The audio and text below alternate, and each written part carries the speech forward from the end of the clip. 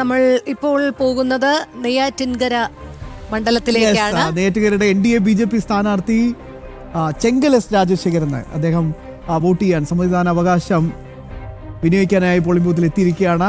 ഏറ്റവും വലിയ ത്രികോണ മത്സരം നടക്കുന്ന വളരെ ടൈറ്റ് മത്സരം നടക്കുന്ന ഒരു മണ്ഡലമാണ് നെയ്യാറ്റിൻകര മാറിയിരിക്കുകയാണ്. NDA സ്ഥാനാർത്ഥിയായി ചെങ്കൽ എസ് രാജശേഖരൻ നായരുടെ വരവോടുകൂടിയാണ് ഇത്ര വലിയൊരു ആവേശത്തിലേക്ക് പ്രചരണമൊക്കെ നമ്മൾ കണ്ടതാണ്. അദ്ദേഹം ഇതാ ബൂത്തിലെത്തിയിരിക്കുന്നു. ശില്പ ചേരുന്നുണ്ട് നമുക്കൊപ്പം തത്സമയ വിവരങ്ങൾ നൽകുന്നതിനായി. ശില്പ പറയൂ, അതിശക്തമായ മത്സരം കാഴ്ചവെക്കുന്ന ഒരു മണ്ഡലമാണ് നെയ്യാറ്റിൻകര. ഇപ്പോൾ NDA സ്ഥാനാർത്ഥിയായ ചെങ്കൽ എസ് രാജശേഖരൻ നായർ തന്റെ വോട്ടവകാശം വിനിയോഗിക്കുന്നതിനായി ബൂത്തിൽ എത്തിച്ചേർന്നിരിക്കുകയാണ്. മറ്റു വിവരങ്ങൾ?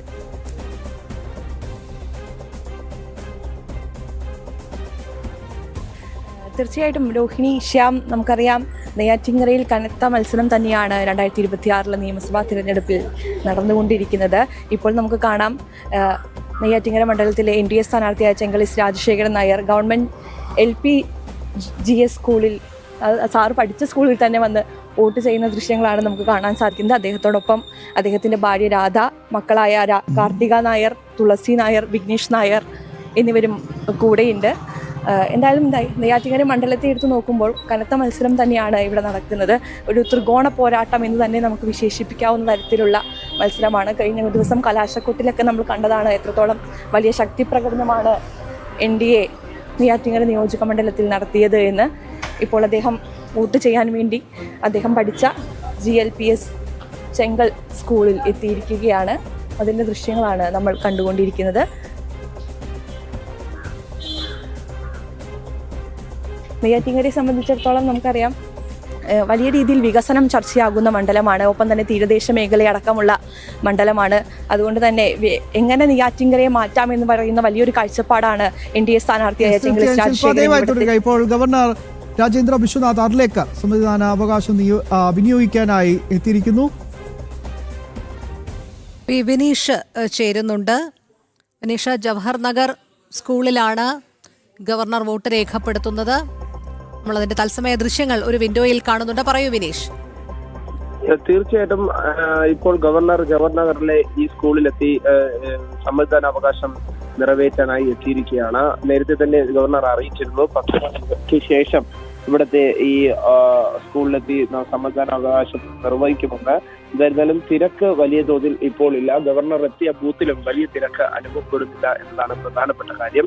എന്തായിരുന്നാലും ഈ സമ്മതിദാന അവകാശം നിർവഹിച്ചതിന് ശേഷം അദ്ദേഹം മാധ്യമങ്ങളോട് പ്രതികരിക്കുമെന്നാണ് നമുക്ക് മനസ്സിലാക്കാൻ സാധിക്കുന്നത്. രാവിലെ തന്നെ BJPയുടെയും NDAയുടെയൊക്കെ പ്രമുഖ നേതാക്കൾ ഇപ്പോൾ വോട്ടിട്ട് കഴിഞ്ഞിരിക്കുന്നു. സമ്മതിദാന അവകാശം നടത്തി കഴിഞ്ഞിരിക്കുകയാണ്. ഇപ്പോൾ ഞാൻ നിൽക്കുന്ന ബൂത്തിൽ രാവിലെ വലിയ തിരക്ക് അനുഭവപ്പെട്ടെങ്കിലും ഇപ്പോൾ തിരക്ക് കുറവായി തന്നെയാണ് കാണാൻ സാധിക്കുന്നത്. കാരണം ചൂടിന്റെ ദൈർഘ്യവും കാലാവസ്ഥയുടെ ആ ഒരു പ്രശ്നം കാരണം ചൂടിന്റെ ദൈർഘ്യവും വലുതായി വർദ്ധിക്കുന്നുണ്ട്.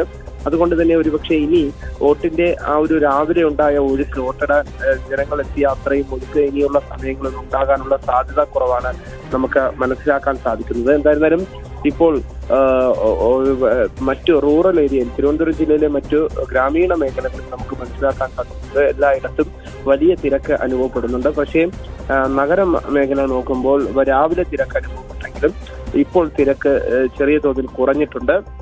രാവിലെ തന്നെ BJP സംസ്ഥാന അധ്യക്ഷനും നേമത്തെ NDA സ്ഥാനാർത്ഥിയുമായ രാജീവ് ചന്ദ്രശേഖർ, ഒപ്പം തന്നെ ശ്രീലേഖ IPS ഉൾപ്പെടെയുള്ള ഈ വട്ടിയൂർക്കാവ് നിയോജക മണ്ഡലത്തിലെ NDA സ്ഥാനാർത്ഥി ശ്രീലേഖ IPS ഉൾപ്പെടെയുള്ളവർ ഇവിടെ എത്തിയിരുന്നു. അതിനുശേഷം ഇപ്പോൾ ഗവർണർ എത്തിയപ്പോഴും ശ്രീലേഖ IPS ഗവർണർക്കൊപ്പം എത്തുന്ന കാഴ്ച കാണാൻ സാധിച്ചു. എന്തായിരുന്നാലും വലിയ പ്രമുഖരുടെ സാന്നിധ്യം തന്നെയാണ് ഈ ജവഹർ നഗറിലെ LP സ്കൂളിലുള്ളത്. LP സ്കൂളിലാണ് വിവിധ പ്രമുഖർ വോട്ട് ചെയ്യാനായി എത്തിയിരിക്കുന്നത്. എന്തായിരുന്നാലും നിലവിൽ ഈ ചൂടിന്റെ ദൈർഘ്യം അന്തരീക്ഷത്തിൽ കൂടുന്നതിനനുസരിച്ചാണ് ഇപ്പോൾ തലസ്ഥാനത്ത് അല്ലെങ്കിൽ നഗര കേന്ദ്രങ്ങളിൽ വോട്ടിടാൻ എത്തുന്നവരുടെ എണ്ണം കുറയുന്നത്. ഉച്ചയ്ക്ക് ശേഷം വീണ്ടും ഇത് വർദ്ധിക്കാനുള്ള സാഹചര്യം തന്നെയാണ്. വോട്ടെണ്ണൽ കേന്ദ്രങ്ങളിൽ തിരക്ക് വർദ്ധിക്കാനുള്ള സാഹചര്യമാണ് നിലനിൽക്കുന്നത്. ഇപ്പോൾ നിലവിലെ സാഹചര്യത്തിൽ വലിയ രീതിയിൽ തിരക്ക് കുറവാണ് അനുഭവപ്പെടുന്നത്.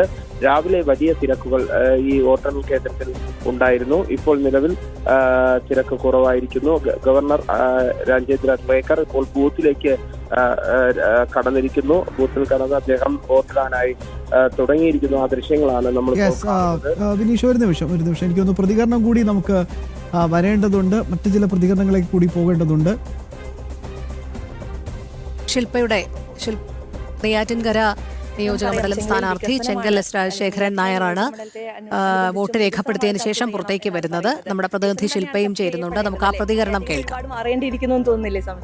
അത് ഒരുപാട് മാറേണ്ടതുണ്ട്. എല്ലാം ശരിയാവും. തീർച്ചയായിട്ടും കൂട്ടുകാരൻ കൂടിയാണ്. അപ്പൊ എത്രത്തോളമാണ് വിജയപ്രതീക്ഷ? പഠിച്ച സ്കൂളിൽ ഒരുമിച്ചെത്തി വോട്ട് ചെയ്യാനുള്ള ഭാഗ്യം? അതെ, അത് കിട്ടി. അത് രണ്ടുപേർക്കും പഠിച്ചത് ഞങ്ങളുടെ ലാസ്റ്റ് 4ാം ക്ലാസ്സാണ് ഞാനിപ്പോൾ വോട്ട് ചെയ്തത്. ഞങ്ങൾ ഇവിടെ ഇരുന്ന് ഇതിനകത്ത് ഇലക്ട്രിസിറ്റി ഒന്നും ഇല്ലായിരുന്നു അന്ന്. ഈ ജനലും ഇങ്ങനെയൊക്കെ തന്നെയായിരുന്നു. നമ്മളെല്ലാം വളരെ സന്തോഷമായിട്ടാണ് നമ്മളിവിടെ ഇന്ന് പഠിച്ചതും ചെയ്തതും ഒക്കെ.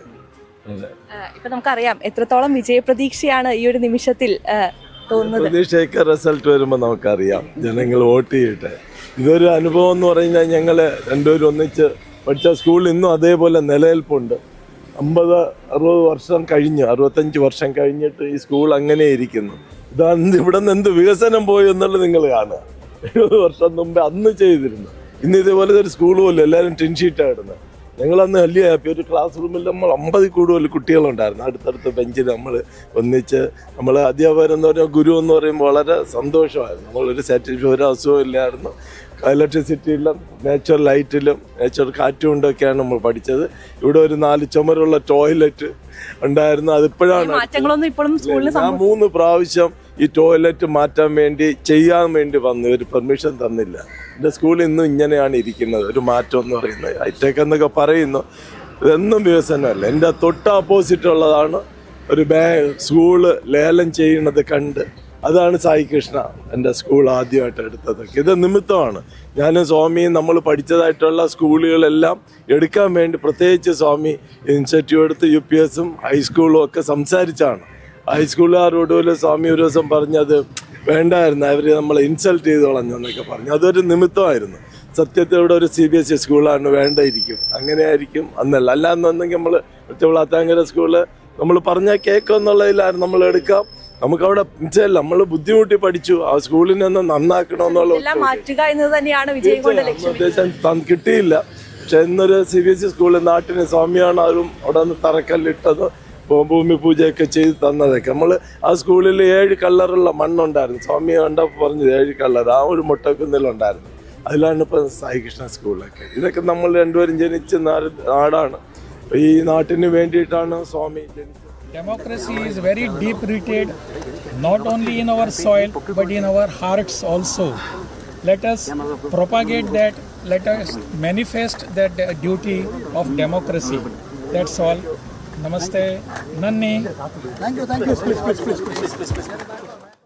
ആയി എന്നുള്ളതെന്ന് പറയുന്ന ഒരു നിമിത്തവും സന്തോഷമാണ്. വളരെ റെയറായിട്ട് കിട്ടുന്നതാണ്. അതിൽ വലിയ സന്തോഷം. നമ്മൾ രണ്ടുപേരും ഇവിടെ ഒരു സ്കൂളിൽ പഠിച്ച സ്കൂളിലൊന്ന് വോട്ടിട്ടിട്ട് പോകുന്നു എന്ന് പറയുമ്പം അത് ആർക്കും കിട്ടാത്തൊരു ഭാഗ്യം എന്നൊക്കെ പറയാം. നമുക്ക് കിട്ടിയതെന്നൊക്കെയാണ്. നമ്മളെല്ലാം ലക്ഷ്യം നാട്ടിൻ്റെ വികസനത്തിന് വേണ്ടി മാത്രമാണ്.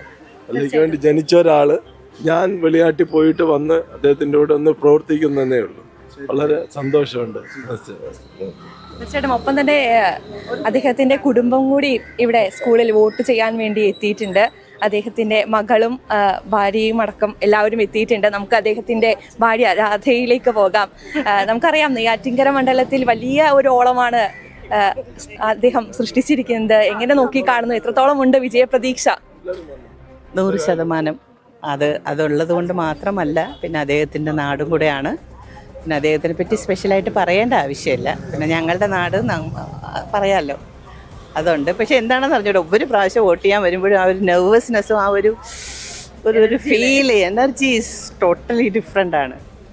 പ്രചരണത്തിലൊക്കെ എപ്പോഴും കൂടെ ഉണ്ടായിരുന്ന ഒരു വ്യക്തിയാണ്. ജനങ്ങളിലേക്ക് ചെല്ലുമ്പോൾ എത്രത്തോളമാണ് ജനങ്ങളുടെ ഒരു പ്രതികരണം? പൊതുവേ ചേട്ടൻ ഇപ്പം ഞങ്ങൾക്ക് വളരെ കുറച്ച് ദിവസങ്ങളെ കിട്ടിയുള്ളായിരുന്നു. പക്ഷേ അതുകൊണ്ട് ഞങ്ങൾ ഓരോരുത്തരും ഓരോ മൂലയിലേട്ടായിരുന്നു. എൻ്റെ ഏറ്റവും വലിയ സന്തോഷം എന്താണെന്ന് വെച്ചാൽ, കല്യാണം കഴിച്ച് വന്നത് നെയ്യാറ്റിൻകര ആണെങ്കിലും എനിക്ക് എല്ലാവരെയും അടുത്തറിയാനുള്ള സന്ദർഭം വളരെ കുറവായിരുന്നു. കാരണം ഉടനെ ഞങ്ങളങ്ങ് ബോംബെയിൽ പോയി. അപ്പോൾ കുറച്ച് നാളായിട്ടാണ് പ്രത്യേകിച്ചും പ്രചരണ സമയത്ത് ഓരോരുത്തരെയും കാണുക. സത്യം പറഞ്ഞാൽ ഓരോ സ്ഥലത്തും പോയിട്ടുള്ള അവരുടെ ആ ഒരു കാര്യങ്ങൾ കാണുമ്പോൾ ഒരു വിഷമം. ഈവൻ ഞങ്ങൾ എക്സ്പെഷ്യലി കുറേ ഭയങ്കര പ്രോബ്ലത്തിലിരിക്കുന്ന കുറേ ആൾക്കാരെ വരെ ഞങ്ങൾ കണ്ടിട്ടുണ്ട്. സോ അതുകൊണ്ട് അദ്ദേഹം എപ്പോഴും പറയും നമ്മൾ ജീവിച്ചു കഴിഞ്ഞാൽ എവിടെയാണോ പോയി എന്തൊക്കെ ആയാലും അവസാനം നാട്ടിൽ ഓരോരുത്തരും നാട്ടിൽ തിരിച്ചു വരണം, നമ്മുടെ നാട്ടുകാർക്ക് വേണ്ടി എന്തെങ്കിലും ചെയ്യണം. പിന്നെ എന്തെങ്കിലും ചെയ്യണമെങ്കിൽ ഒരു പൊസിഷനും ഉണ്ടെങ്കിൽ അതുകൂടെ നല്ലതല്ലേ. അതുകൊണ്ടാണ് അല്ലെങ്കിലും ചെയ്യാനുള്ളത് ചെയ്തുകൊണ്ടിരിക്കുന്ന ഒരു വ്യക്തിയാണ്. അതിൽ ഞങ്ങൾ ഫുൾ ഫാമിലി അദ്ദേഹത്തിന് സപ്പോർട്ടാണ്. Feel so blessed. തീർച്ചയായിട്ടും അദ്ദേഹത്തിന് മക്കൾ കൂടി നമുക്കൊപ്പം ചേരുന്നുണ്ട്.